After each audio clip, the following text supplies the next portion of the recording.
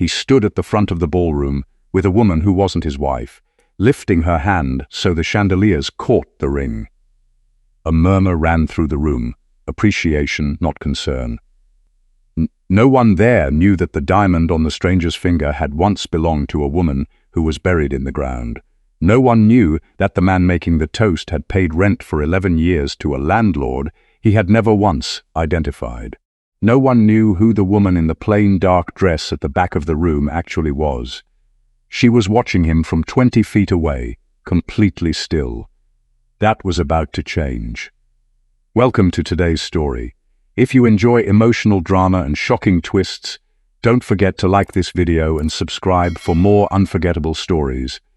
And before we begin, let me know where you're watching from in the comments. But to understand what Diane Whitfield did that night, you have to go back to where it started, to a woman who signed papers she barely understood, in a life that was still entirely her own. Diane Calloway had been a registered nurse for 6 years when she met Owen Whitfield at a hospital fundraiser. She was the one behind the registration table, organizing lanyards and signing in donors. He was the one who showed up 20 minutes late, wearing a blazer that didn't quite fit his shoulders, carrying the nervous energy of a man, trying very hard to look like he belonged. He didn't, quite, but she liked that about him. He was building his first real project, a mixed-use development on the east side of Charlotte that everyone said was too ambitious for a first-time developer with no family money. He had a rendering folded in his jacket pocket that he showed her before the dinner even started. "I know it looks like nothing right now," he said, "but give it 3 years." She gave him 3 years. She married him inside too. Her father, Robert Calloway, watched Owen with the patience of a man who had built things slowly himself. Robert liked ambition. He was more cautious about what ambition did to people once it had what it wanted. Before Owen's Charlotte project broke ground, before a single permit was filed, Robert did something quiet. He transferred 12 acres of Calloway family commercial land into the Calloway Family Trust and named one person as sole successor, his daughter Diane. He also structured the founding documents of Owen's new company, Vantage Group LLC, so that 51% of the founding stake was held through the trust. Owen was not told the full structure. The attorneys involved were Robert's, not Owen's. It was presented as a legacy holding arrangement, routine for family-connected land parcels. "Sign here, sweetheart," Robert said one afternoon at the kitchen table, papers spread across the cloth. "Not for today, for a day you cannot yet see." Diane signed. She trusted her father the way you trust someone who has never given you reason not to. She went back to her nursing shifts and never thought about those papers again. The early years were good. Owen's first project finished on time, and the next one came quickly. Diane watched him grow into the work, the way he walked differently when he was confident, the way he started calling contractors by first name, the way he learned to stand at the edge of a room and make people come to him instead of the other way around. She was proud of him. She was also the one who handled the insurance paperwork when his first contractor broke his wrist on site. She was the one who sat with the bank manager when Owen's financing nearly fell through in year 2. She was the one who stayed home to manage everything that wasn't the project while he was out being the face of the project. She didn't mind that part. She had chosen it. What she hadn't chosen was the way he stopped saying her name in rooms where other people could hear. It happened gradually, the way most things that matter happen gradually, so that by the time you notice, you've already been living inside it for a long time.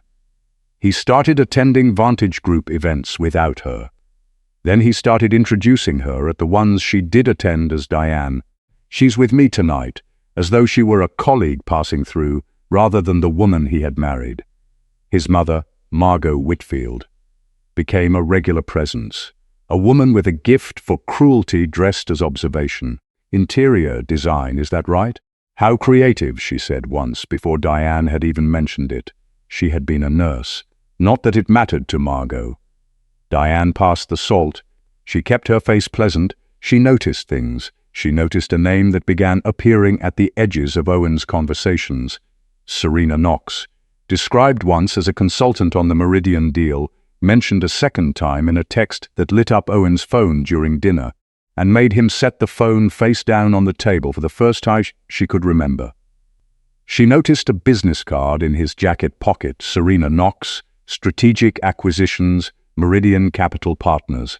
She noticed that the word consultant covered a wide range of things in Owen's world, and that he had never once introduced Diane to this particular one. She filed it, she waited. And then one morning in March, on the anniversary of her mother's death, she opened the velvet-lined jewelry box on her dresser to take out the ring she wore every year on that day, the ring her mother Lynn had worn for 32 years, a modest diamond in a plain gold band, engraved on the inside in her mother's careful request. For the days you cannot yet see. The velvet corner was empty. Diane's hands went still.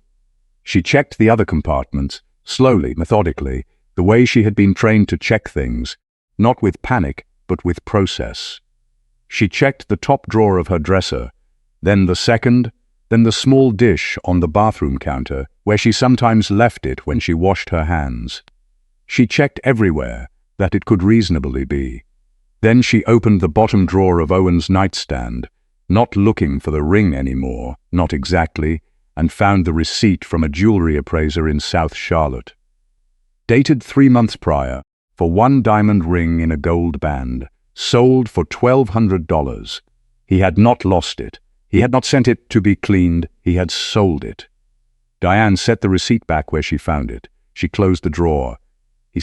She sat on the edge of the bed for a long moment with her hands folded in her lap, and she thought about her father, who had once told her, "You will know the day when it comes, Diane. When it does, don't wait." She knew the day. She went to her winter coat, reached into the inside pocket, and found the phone number she had carried for 11 years and never once dialed. The number her father left had a 704 area code and a name written beside it in Robert Calloway's careful block letters, James Alderton. Below it in smaller writing, "He knows. He's been waiting." She didn't call that night. She needed to be sure first. Sure in the way that doesn't leave room for someone to later say she misunderstood, or misremembered, or let grief make her careless. She needed to see Owen's face when she asked. He came home after 10. He had that particular looseness in his jacket that meant a dinner had gone well, 2 drinks, probably, and a handshake that went the way he wanted. He walked into the kitchen where she was sitting at the table with a glass of water, and the kind of stillness that should have told him something. It didn't. "Hey," he said, opening the refrigerator. "You eat already?" "I did." She let a beat pass. "Owen, where is my mother's ring?" He barely paused. His hand was still on the refrigerator door. "At the jeweler's," he said easily. "I had it cleaned, should have told you." He pulled out a container of leftovers, like the conversation was finished. She watched his eyes. He didn't meet hers. He looked at the microwave controls, then at the container, then somewhere past her left shoulder, anywhere but directly at her. "Which jeweler?" she asked. "Place on Park Road. Galveston's, I think, or something like that." He punched numbers into the microwave. "I'll pick it up this week." "Of course," she said. "Thank you." She went to bed at 11. He stayed up watching something on his laptop with earphones in. She lay in the dark and thought about the receipt in the bottom drawer, and about the kind of man who looks at everything he built and decides the problem is the woman who helped him build it. She had loved Owen Whitfield. She wanted to be clear about that, not as a justification for what she was about to do, but as context for what it cost to admit that the man she had loved was no longer the person she was living with. There was a version of Owen she still carried, the man who had shown up at that hospital fundraiser with a rendering in his pocket, and too much confidence and genuinely meant every word of what he said to her. She had watched that version of him leave slowly, the way light changes in a room. When the sun moves, you don't see it happening, and then suddenly the room is different, and you realize it has been different for a while. The money had something to do with it. The money always had something to do with it, in the kind of story her mother had warned. Her was common, and her father had quietly insured against. Owen's first project had returned more than projected. The second had been featured in a regional business magazine. By year 4, Vantage Group had a PR firm and an office with its own receptionist, and Owen had started talking about the brand in a way that was genuinely hard to take seriously the first time and harder to ignore the 20th. Margot had something to do with it too. Owen's mother had a gift for making her preferences sound like practical advice and her judgments sound like concern. She had decided early, Diane could pinpoint the exact dinner, that Diane was a temporary feature of Owen's life, something he had chosen before he understood his options. She was always pleasant about it. That was what made it difficult to name. A nurse is such meaningful work, she said at one Thanksgiving, touching Diane's hand. It just isn't the kind of name that opens doors in Owen's world. Not the doors he'll need. She said it with such warmth that the woman across the table actually smiled and thanked her, before understanding 2 minutes later what had just been said. Diane had not gone back to nursing after year 3. Owen needed someone to manage the administrative side of their household as the business grew, and it had seemed practical at the time. She let her license lapse to inactive rather than relinquishing it entirely. A small, quiet decision she made without telling anyone. The way she had started making a lot of decisions. She noticed Serena Knox for the first time about 8 months before the ring went missing. A text lit up Owen's phone during dinner, late enough that he'd been checking it twice a minute anyway, and when it buzzed on the table between them, he reached for it faster than he'd reached for anything in recent memory. He turned it over, set it face down, returned to his food. She had seen the preview, Serena K., and the first few words of a message that was not about business. She said nothing. She filed it. She found the business card 2 weeks later in the pocket of his grey blazer when she was taking it to the buy-dry cleaner. Serena Knox, Strategic Acquisitions, Meridian Capital Partners, Charlotte, N.C. She took a photo of the card on her phone and put it back. She didn't mention it to Owen. She looked up Meridian Capital Partners that evening. They were a private equity firm focused on real estate acquisition and portfolio restructuring. Their acquisition strategy, according to a profile in a financial trade publication, involved identifying undervalued development companies with strong asset bases and acquiring them at below market rates by exploiting transitional moments, leadership changes, regulatory disputes, ownership structure complications.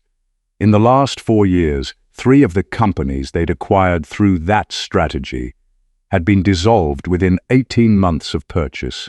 Serena Knox's name appeared in the same publication, in a footnote, as the Director of Strategic Acquisitions, who had led 2 of those deals. Diane read that paragraph 3 times. Then she set her phone face down on the table, not because she was done looking, but because she wanted to think before she looked further. Owen was pursuing a deal with Meridian Capital. Serena Knox was Meridian's acquisitions strategist, and Serena Knox had been sending Owen messages that were not about business. She hadn't yet called James Alderton. She hadn't yet opened the drawer with the appraisal receipt. That would come later, in March, on her mother's anniversary. But sitting at the kitchen table that night, in the quiet of a house that felt incrementally less like hers every season, Diane Calloway Whitfield understood that whatever was coming had already been set in motion. She was not going to be given the luxury of deciding when to begin paying attention. She was already behind. She needed to catch up. She called James Alderton the morning after she found the receipt. She called from her car, parked 2 blocks from the house, engine running for warmth. He answered on the second ring, and his voice was exactly what she needed, unhurried, certain. The voice of someone who had been waiting for a particular call. Was not surprised to receive it, Miss Calloway, he said. Not Mrs. Whitfield, Miss Calloway. She noted that. My father told me to call you, she said. He said you'd know what it was about. I do, James said. I've been expecting this call for about 11 years. Where would you like to meet? They met the next afternoon at a coffee shop near the county library. Not downtown, not anywhere near Vantage Group's offices or the restaurants Owen's circle frequented. James Alderton was in his early 70s, with the kind of stillness that comes from having sat across from a lot of complicated situations and decided that agitation never once helped. He wore a grey wool jacket and had a small leather notepad on the table in front of him, already open. He did not waste time. "Your father set up Callaway Family Trust in February of 2013, he said, 3 months before Owen Whitfield broke ground on his first Charlotte project. The trust holds 2 primary assets, the 12-acre commercial parcel on which Vantage Group's current headquarters and flagship development are built, and a 51% founding interest in Vantage Group LLC. Diane kept her hands around her coffee cup. Owen has been building on land he doesn't own. He has been leasing it through a series of holding companies your father structured to prevent easy identification. His accountants know it as a legacy land lease. They've never been able to trace it to a private individual. They assumed it was an institutional trust." James paused. "You are the institution, and the 51% has been held in your name since the company was incorporated. Owen controls 49%. You control the majority. Every dividend, every board resolution, every major capital decision, they all require either your affirmative vote or your signed approval as trust successor." She let the silence sit for a moment. "He doesn't know. He has never known. Your father structured it specifically so that Vantage Group would operate normally, unless a transaction required trust authorization. Your signature as successor. Your actual signature." She looked at the tabletop. "There's a deal he's been working on. Meridian Capital, $240 million. James nodded slowly. "I know about the deal.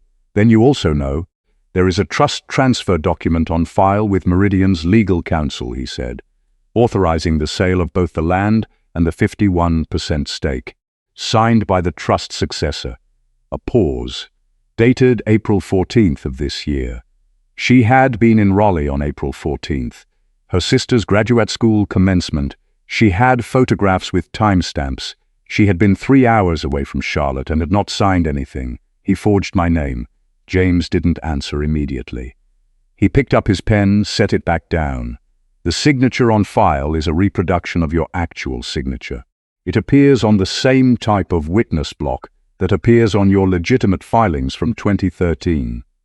Someone who had access to those original documents and knew what they were looking for used them as a template. Can we prove it? We have your travel records. We have the original filings from 2013 with a different notary stamp.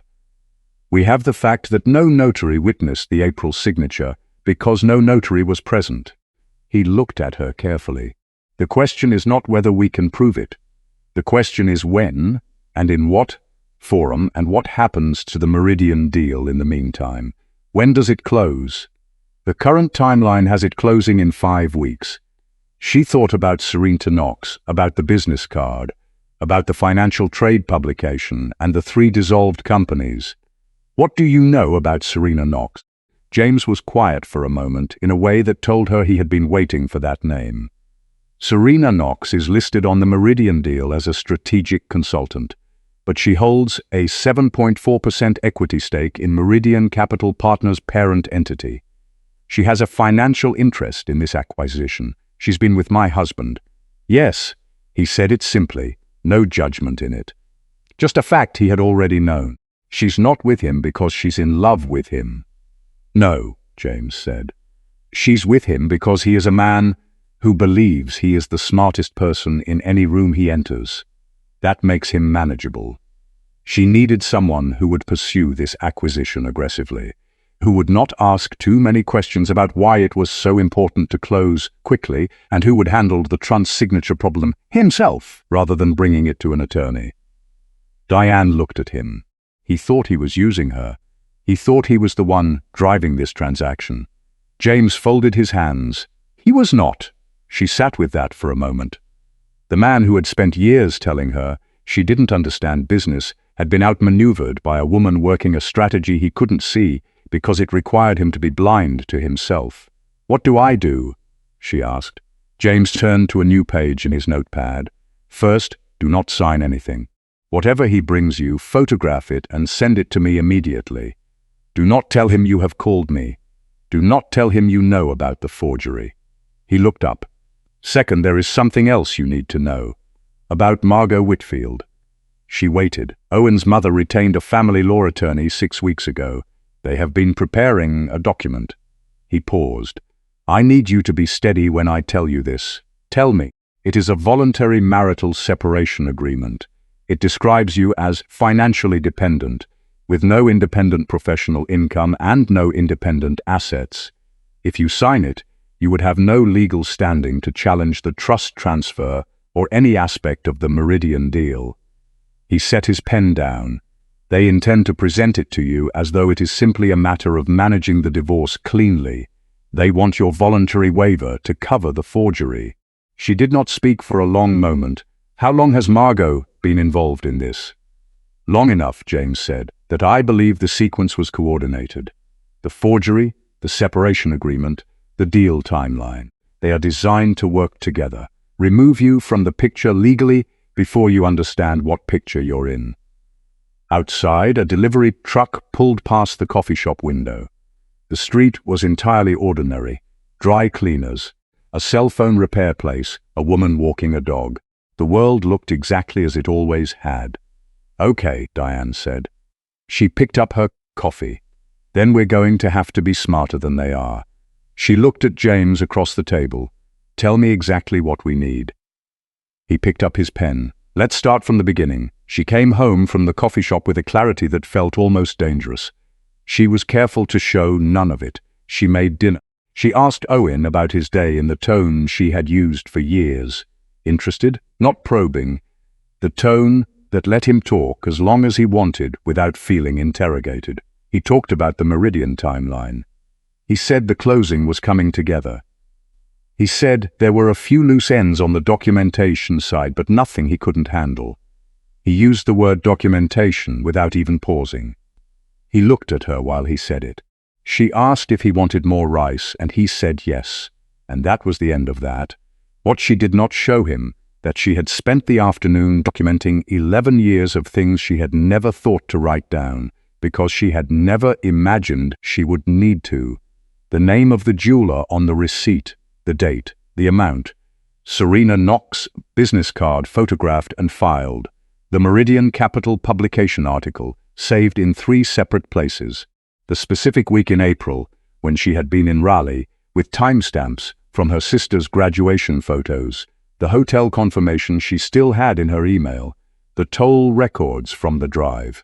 James had taught her something valuable in the 2 hours they sat at that table. Documentation is not paranoia. It is the difference between having a claim and being able to prove one. She thought about her father. Robert Calloway had been a quiet man in the way that people who have thought very carefully about something become quiet, not because they have nothing to say, but because they have already said the important things to the right people, and are now waiting for those things to matter. He had watched Owen for 2 years before he trusted him enough to help him. He had structured the trust before that trust was tested. He had named Diane without telling her exactly why, because he had understood something about his daughter that she hadn't understood about herself yet, that she would do the right thing with power, but only if she received it before she was hardened by the need for it. She missed him very much on the drive home. Owen brought the paperwork 3 days later. It was a Thursday evening. He came home with a thin folder and a particular quality of ease in his manner, the careful ease of someone who has rehearsed being casual.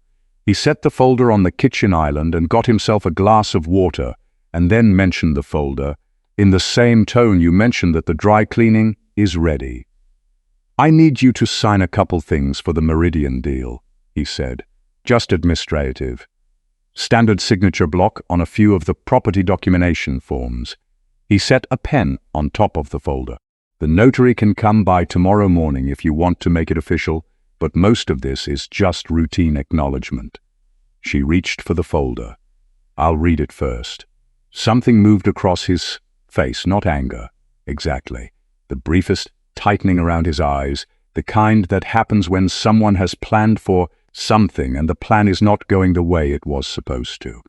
He recovered it almost instantly. It's really standard, Diane. It's just the documentation chain for the property. I know, she said pleasantly. I'd still like to read it.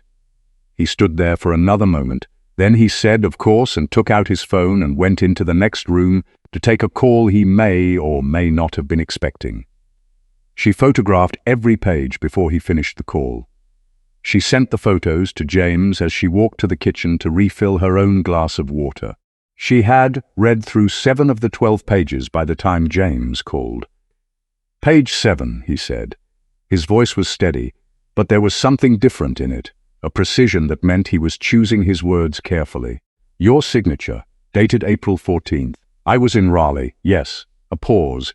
This signature is a reproduction. It's very good. It would hold up to casual review. Someone used your signature from the 2013 Trust Incorporation documents as a template.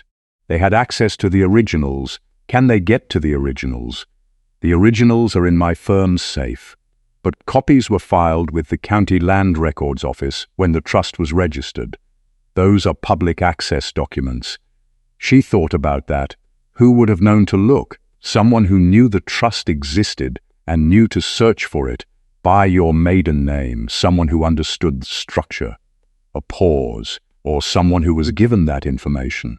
She moved to the window and looked out at the yard. Owen was still in the next room, voice low on the phone. Tell me about page 12, she said. She had seen the name on page 12 and hadn't been able to read past it. Page 12 lists the authorized representatives for the Meridian Capital side of the transaction. Serena Knox is listed as strategic consultant and liaison. But there's a footnote on her disclosure form. Her equity stake in the parent entity. He read it aloud. 7.4% non-dilutive interest in Meridian Capital Partners Holdings, LLC. She profits if the deal closes significantly. At $240 million, her stake returns approximately $4 million in carried interest. Diane turned from the window. James, does Owen know about her stake?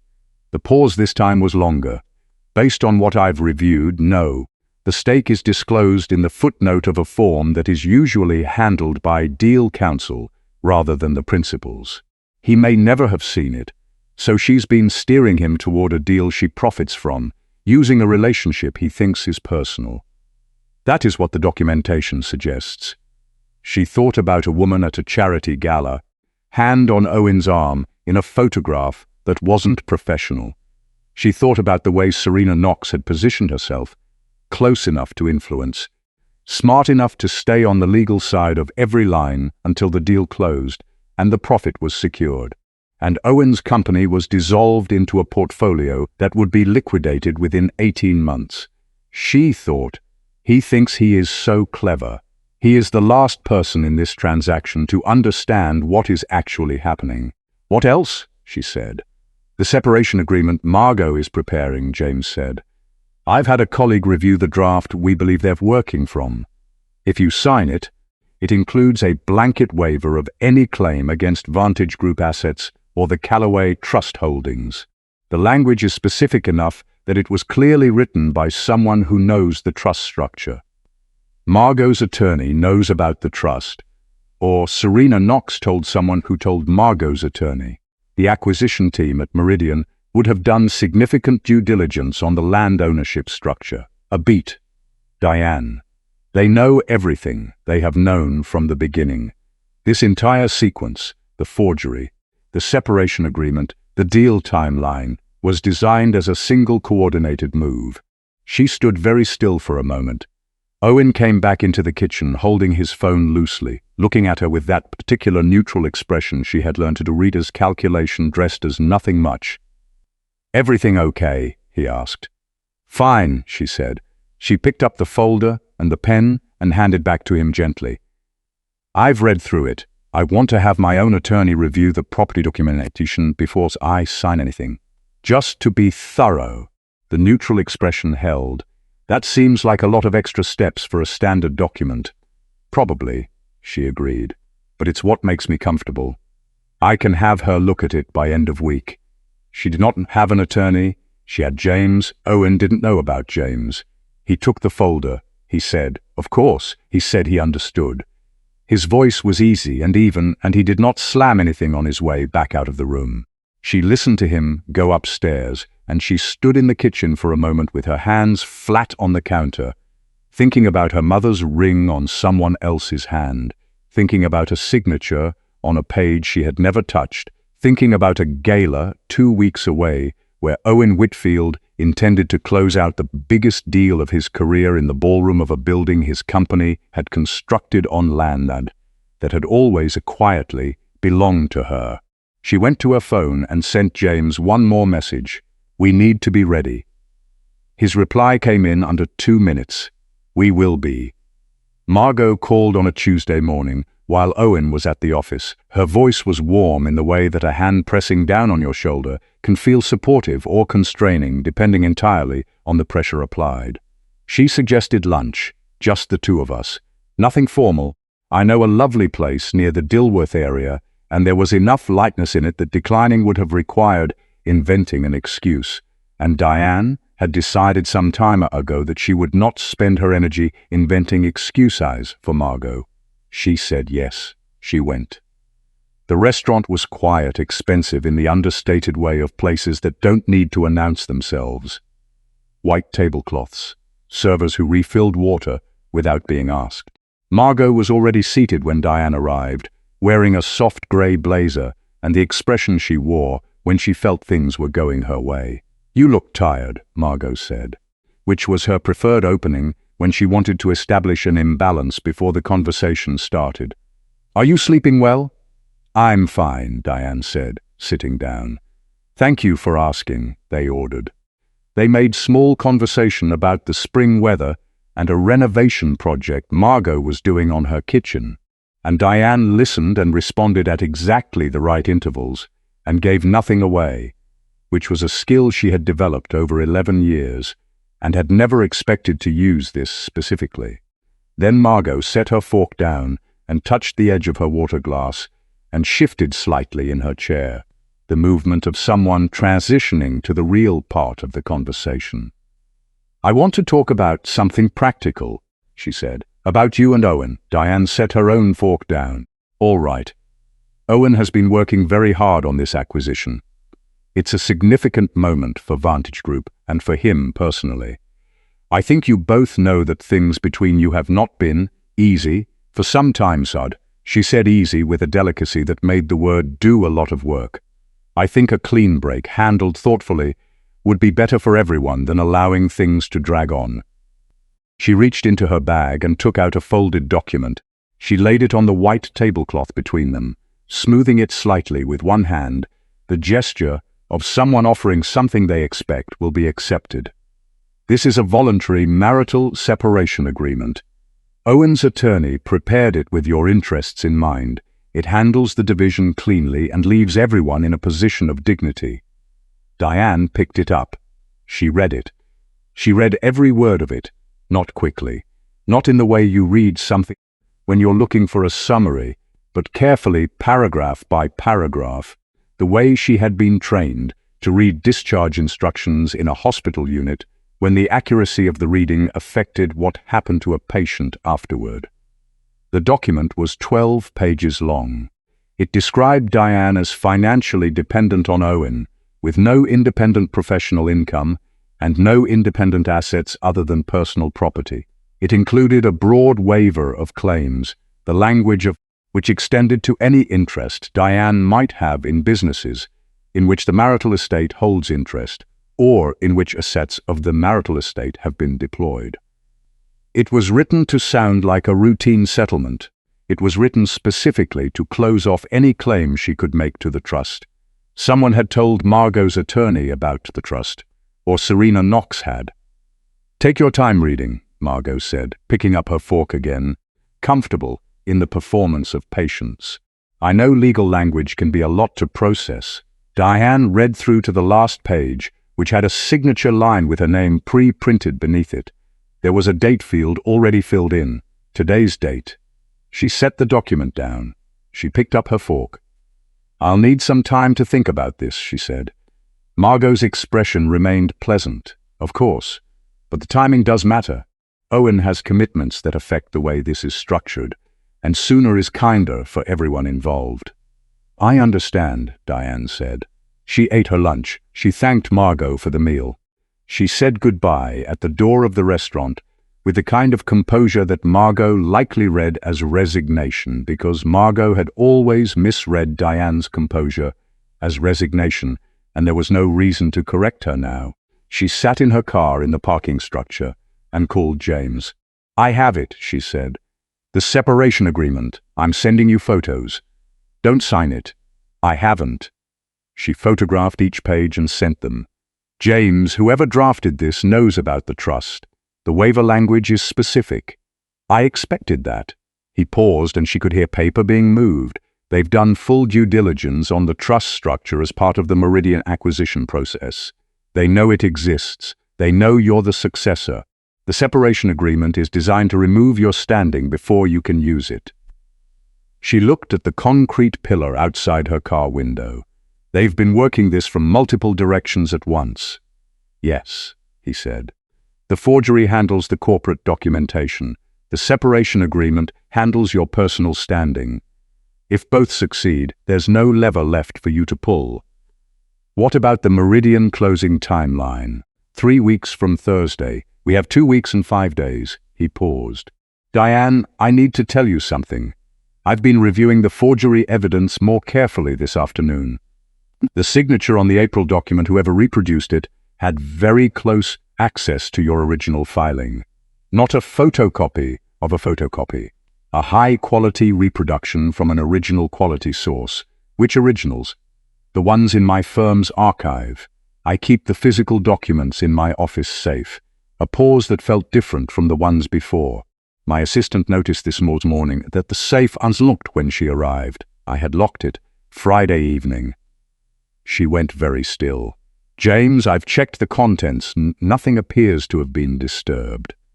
"But someone was in that safe." His voice was careful. "Someone with the ability to get past building security after hours, and who knew exactly which safe to access." She thought about the forgery, about the quality of the reproduction, about the level of planning required to access an attorney's private safe while leaving no visible trace. "They're watching you," she said. "They may have been watching both of us. I don't know for how long." A pause. "This changes some of what we need to do next. I'm having a colleague move the critical documents to a second location tonight. But Diane, we need to accelerate." "I know," she said. "The gala is in 18 days, yes. And I think that is exactly when they intend to close this, whether we're ready or not." She started her car. "Then we need to be ready first." She drove home through the late afternoon, Charlotte moving past her windows in the ordinary way it always did, and she thought about her father sitting at a kitchen table 11 years ago with papers spread across a cloth, asking her to sign something she didn't fully understand. For a day she couldn't yet see. She was starting to see it very clearly now. She came home on a Monday evening, 2 weeks before the gala, to find 3 cardboard boxes on the front step. Her winter coat, her good heels, wrapped in paper. The framed photo from her mother's last birthday, the one she kept on her bedside table, Lynn Calloway, smiling in a yellow dress, on a Sunday afternoon in the backyard of the house she had grown up in. Some books, her nursing license renewal certificate, still in the envelope from the state board, never opened. Owen was standing in the doorway when she came up the path. His arms were crossed. His expression was the careful one, the one that meant he had prepared what he was going to say. "This isn't working," he said. He said it the way you say something you've decided before the conversation starts. "I think you already know that. This is easier than letting it drag out." Margot was visible over his shoulder, sitting on the arm of the sofa in the living room, still wearing her blazer from earlier. Of course she was. "You can stay with your sister in Raleigh," Owen continued. "Or with whoever you have. I'll arrange for a fair settlement. Once the Meridian deal is finalized, you'll be taken care of." Taken care of. He said it without irony. The house behind him was a building with 4 bedrooms, 2.5 baths. Original hardwood floors. She had refinished herself in year 3 of their marriage. A kitchen she had redesigned after the first set of granite cracked. A back garden she had planted bed by bed over 6 years because she liked having something living and growing in a house that was becoming incrementally less warm. She knew every inch of this house. She had made every version of it that mattered. She also knew that it sat on Calloway Family Trust land, that Owen Whitfield was standing on the front step of a house his company had built on her family's property, presenting its removal from her life as a gift. The neighbors across the street were finding reasons to be outside. A dog on a leash, a recycling bin being moved, the particular alertness of people not registering that something is happening and deciding whether they are watching. Diane walked up to the step. She picked up the box with her mother's photograph in it. She picked up the box with her coat.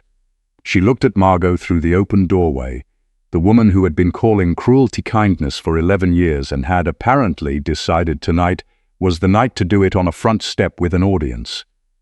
"A clean break is always kinder," Margot said. She had the grace to say it quietly at least. "Don't make this harder than it has to be." Diane looked at her for a moment, just a moment, then looked back at Owen. "You're right," she said. Her voice was steady and completely without heat. "I'll leave with exactly what I came with." She didn't know if he understood what she meant by that.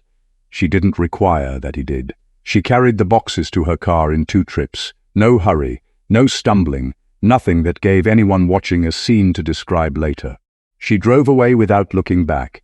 She drove to a small furnished apartment that belonged to a former nursing colleague who had offered it months ago.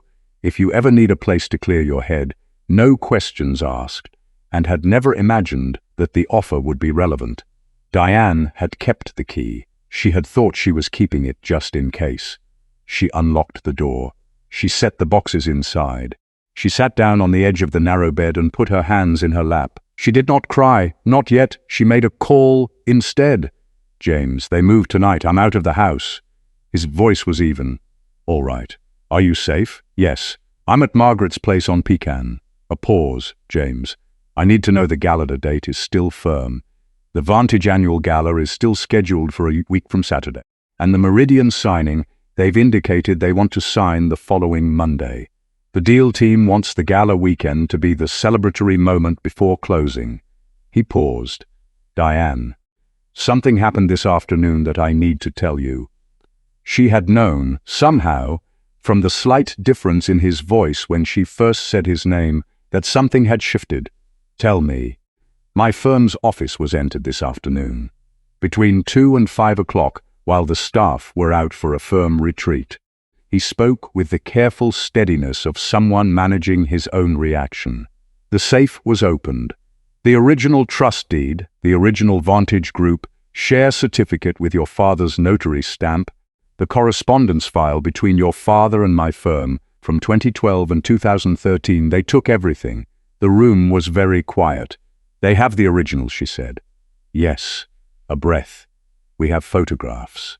Photographs are admissible, and we can support them with the county land records and the incorporation filings. But originals are harder to dispute. They will know we're working from copies." She looked at the box on the floor, the one with her mother's photograph, her coat, her nursing license. She looked at the other box she had taken, the one containing her mother's velvet-lined jewelry box, the one that still had the empty corner where the ring had been, and the sealed letter she had carried from house to house for 11 years, moving it every time she moved her own belongings, the way you move something fragile and necessary that you are not quite ready to open.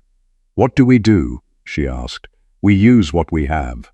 The photographs are strong. The county records are strong. The travel documentation for April 14th is strong." A pause. "But I want you to check something tonight if you can." "What?" "Your mother, Lynn. When the trust was established, your father described her as having maintained her own separate copy of the original land deed, a personal copy she held independently, notarized separately from the main trust filing. I assumed she had passed it to your father at some point, but when I went through the trust file tonight, I found no evidence that he ever received it. A pause. Diane, is there anything of your mother's that you have kept since she passed? Anything she specifically asked you to hold on to? She looked at the box on the floor, at the velvet-lined jewelry case, at the sealed letter that had sat in the corner of that case, moved from dresser to dresser, from house to house. For 11 years, Lynn Calloway's handwriting on the envelope. For the day you need it most, you will know the day.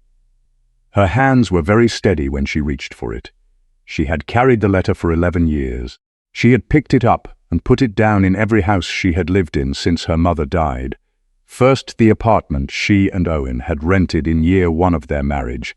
That's the star house in Noda they bought when the second project closed. Then this house, the one Owen had just removed her from. Every time she moved, she checked for the letter the way you check for your keys and your phone. Every time she picked it up and turned it over, she thought, not yet. The seal held. The envelope yellowed slightly at the corners. Her mother's handwriting stayed the same. Lynn Calloway had had very clean, unhurried printing, the kind you develop in a career that required legible notes. For the day you need it most, you will know the day. She knew the day. She broke the seal carefully, not tearing, just releasing the wax at its weakest point, the way you open something you know you will want to show someone else later. The letter was 2 pages, written on the same cream-colored paper her mother had kept on her desk at home. Lynn Calloway had written it in the same measured hand she used for grocery lists and birthday cards, because she had believed that the tone you brought to a thing was the thing, and that anything worth saying was worth saying simply. My daughter, it began. If you are reading this, the world has tried to make you feel small. I want you to know, it didn't succeed. I know because the kind of person who gets small doesn't carry this letter this long without opening it. You carried it because you trusted that you would know the day. You were right. That is the same instinct that made your father trust you with everything. Not because he thought you would need protecting. Because he thought you would do what was right. The ring is not the treasure, Diane. The ring is a beautiful thing I loved, and I wanted you to have it because it was mine, and someday, in a better version of things than the one I'm imagining as I write this, I would like you to give it to someone who deserves you. But the ring is not the treasure.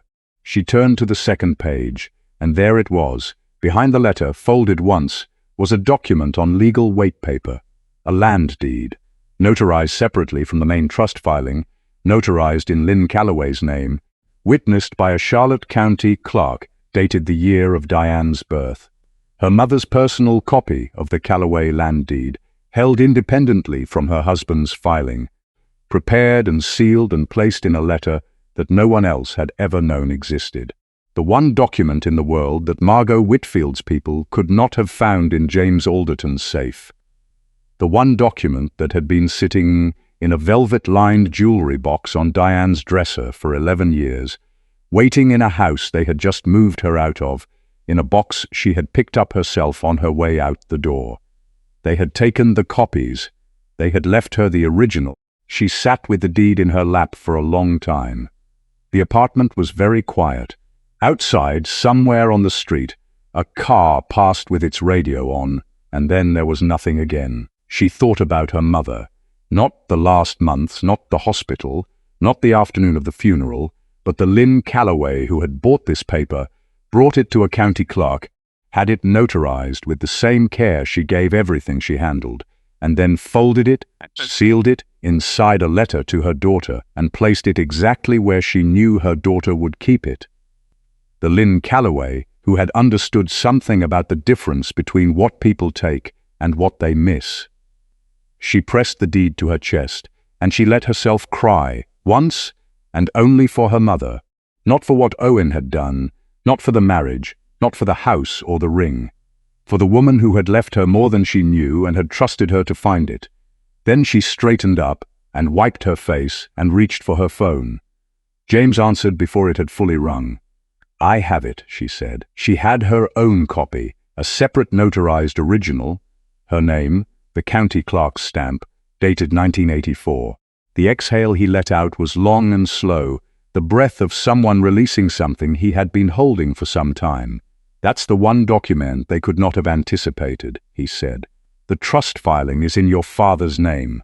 Lynn's copy would not appear in any search tied to the trust because it was never part of the trust filing. It was a private document held separately. Can we use it?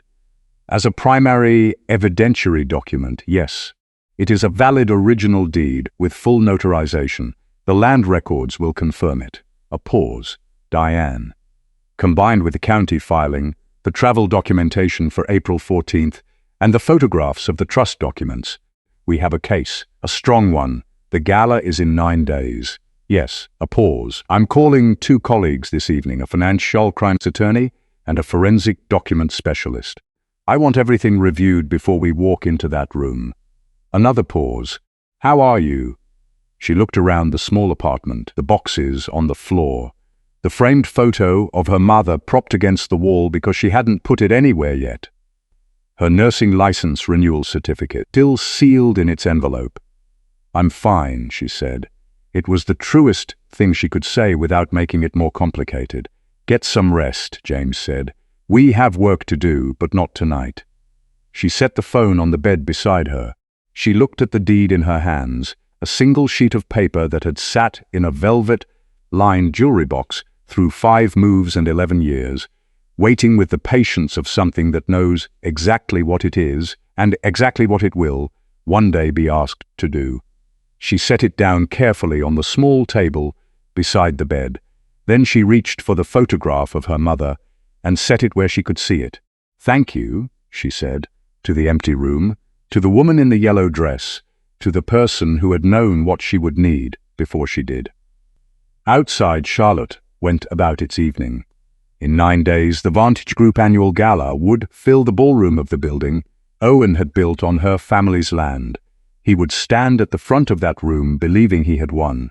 He would lift Serena Knox's hand so the light caught a diamond that belonged to the woman he had underestimated for 11 years. Diane looked at her hands, both of them, one bare where the ring should have been, and thought about everything she was going to walk into that room and lay down on a table. She wasn't angry anymore, she was ready. The 9 days were deliberate in the way that a case file is deliberate. Everything assembled in sequence, everything documented, everything connected to everything else by a visible chain. James moved quickly. He brought in 2 colleagues, a forensic document analyst who spent a full day with the photographs of the trust documents and the original Lynn Calloway deed, and a financial crimes attorney named Patricia Henley, who had spent 20 years at the U.S. Attorney's office before going into private practice. Patricia was the kind of lawyer who looked at whatever document she was discussing rather than at the person across from her, which Diane found oddly reassuring. "Wire fraud," Patricia said on their first meeting, setting down the photograph of page 7 without drama.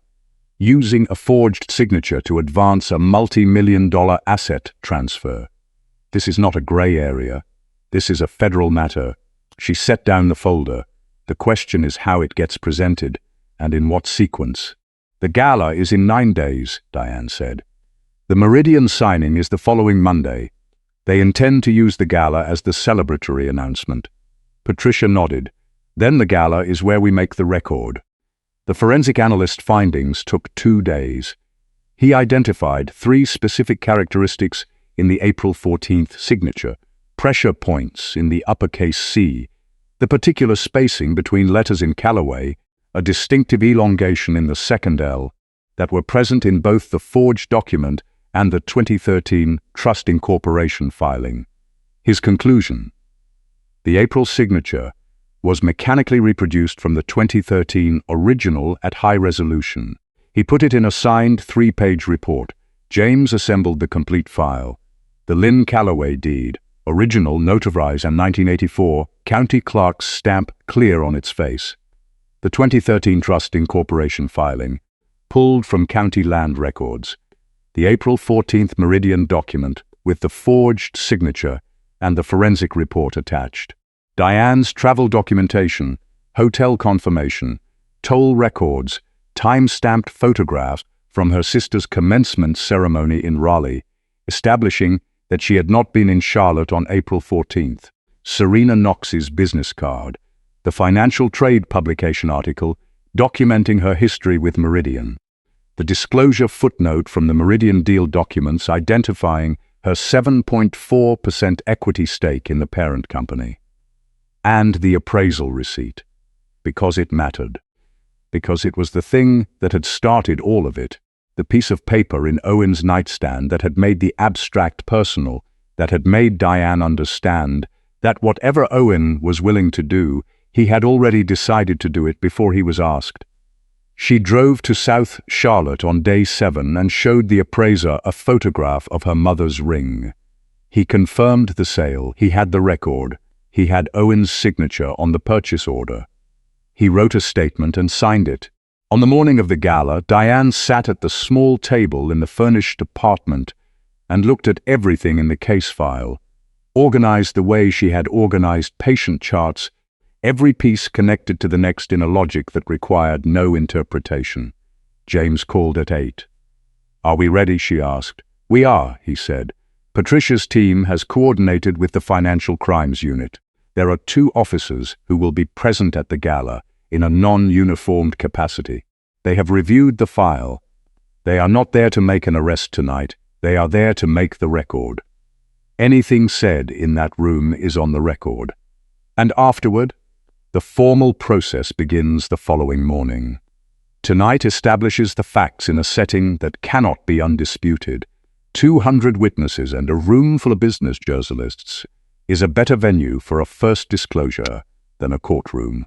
She thought about that, about Owen's deliberate choice to stage the Meridian announcement at the Vantage Annual Gala, in the company of investors and journalists and civic officials, in the building his company had built on her family's land.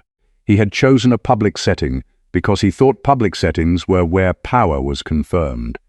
He had been right about that. He had simply been wrong about who was walking in with the power. "James," she said, "the ring is going to be there." A pause. "Yes, I would expect so."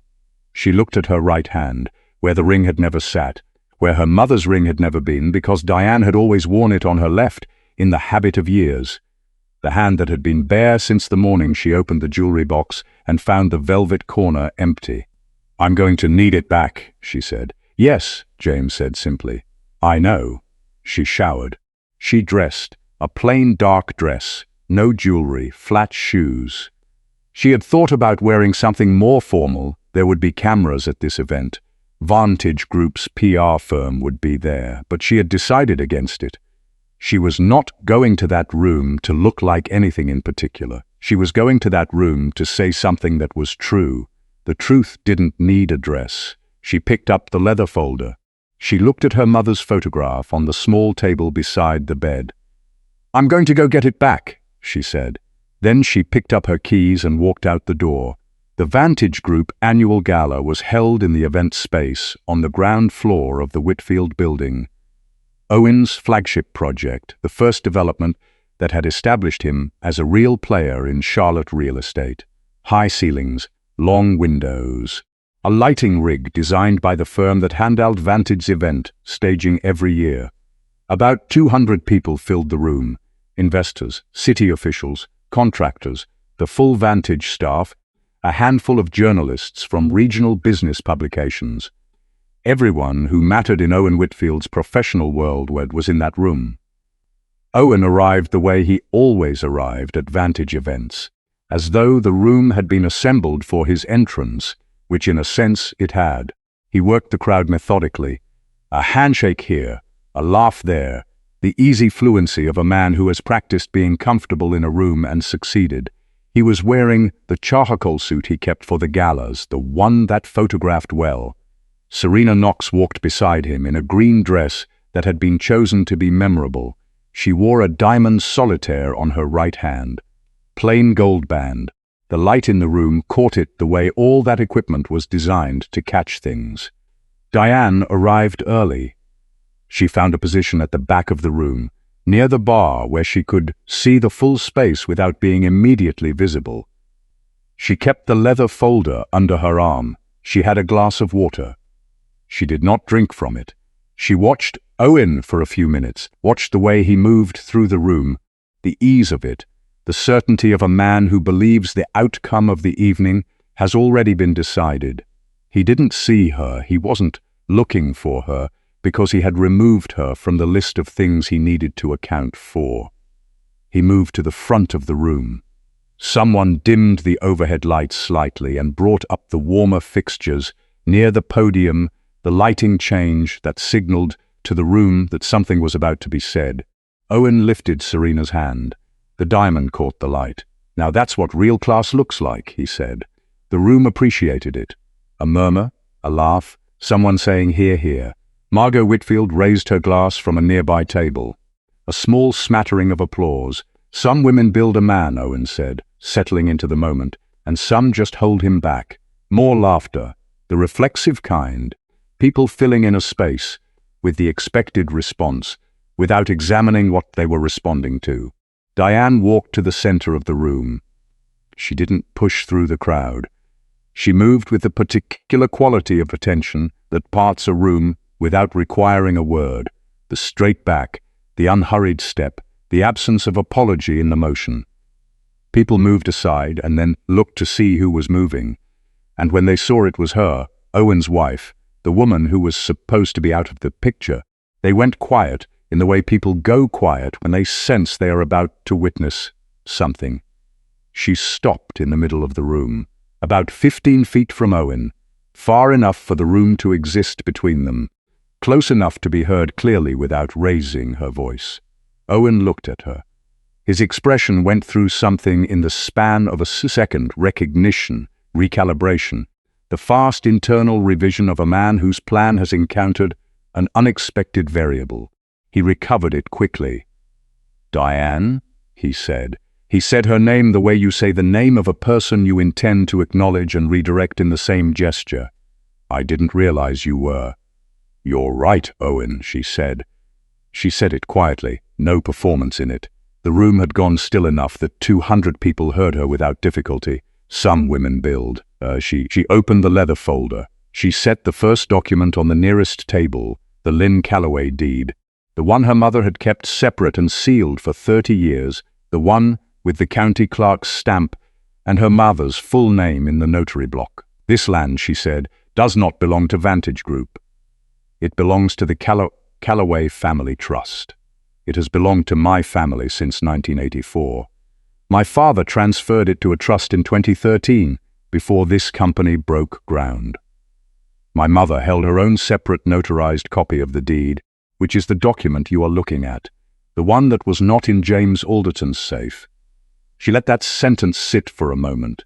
Then she set down the second page. 51% of Vantage Group LLC has been held through the Calloway Family Trust since the day of incorporation. That interest is in my name. I am the majority owner of this company. I have been since before we married. The room was completely silent now. Not the polite quiet of a speech, the particular silence of 200 people recalibrating what they thought they were standing inside. Owen's face had gone the color of concrete.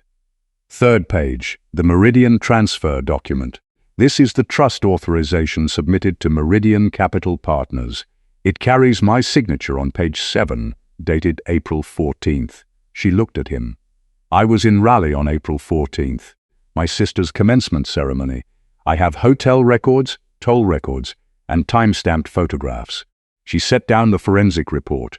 A forensic document analyst has confirmed that the signature on page 7 was reproduced from my 2013 trust filing. You did not have my signature, so you made one. She turned to Serena Knox. You are listed on this transaction as a strategic consultant. You hold a 7.4% non-dilutive interest in Meridian Capital Partners Holdings, LLC.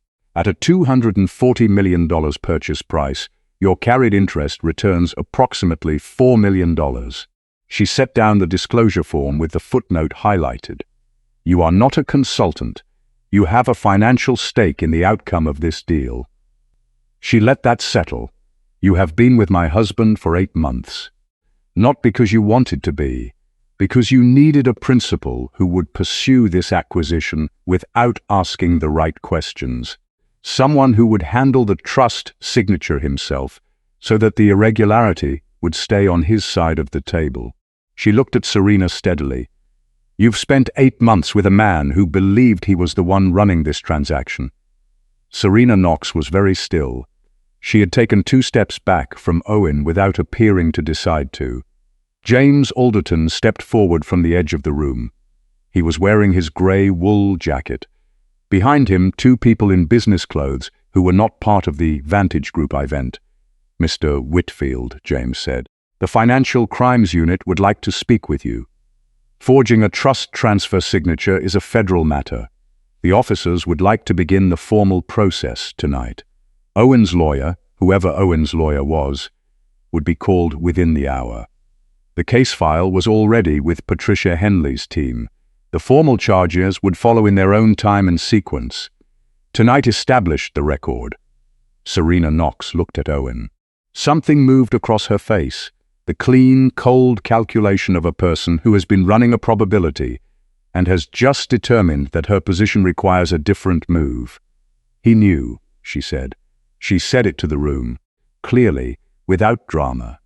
He knew the separation agreement was designed to remove Diane from the picture before she could challenge the closing. He planned the eviction to get her out of the house before she could access anything she needed. He told me himself, by the time she understands what she's signed away, it will be over. She paused. I am telling you this now because I will be telling it to a federal attorney shortly, and I would rather be the one who said it first. The room turned to Margot Whitfield. Margot had set her glass down at some point during the last 3 minutes, and had not picked it up again. Her expression was very still, the expression of someone who has just watched a sequence she designed run in precisely the wrong direction. Diane walked to Serena. She reached out and took her mother's ring from Serena's hand. She did it slowly, not forcefully, not dramatically. The way you take back something that has always been yours. Gently, completely. She held it in her palm for a moment, the modest diamond, the plain gold band. She knew what the inscription said without turning it over. For the days you cannot yet see. She looked at Margot. You told me a clean break is always kinder, she said. You were right, it is. She did not raise her voice. She did not need to. She slid the ring onto her finger. It fit exactly the way it always had. The weeks after the gala were quiet in a way the previous months hadn't been. Not the quiet of things suppressed, but the quiet of things resolved. The Meridian Capital deal collapsed within 48 hours of the gala. Their acquisition counsel reviewed the trust documentation, confirmed that no valid transfer had been signed, and withdrew from the transaction without public statement.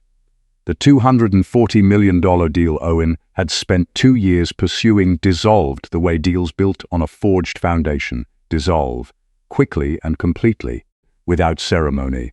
Owen Whitfield was formally charged with wire fraud 6 days after the gala. The forensic report, the travel records, the county filings, and the testimony of 2 people present at the gala formed the initial case.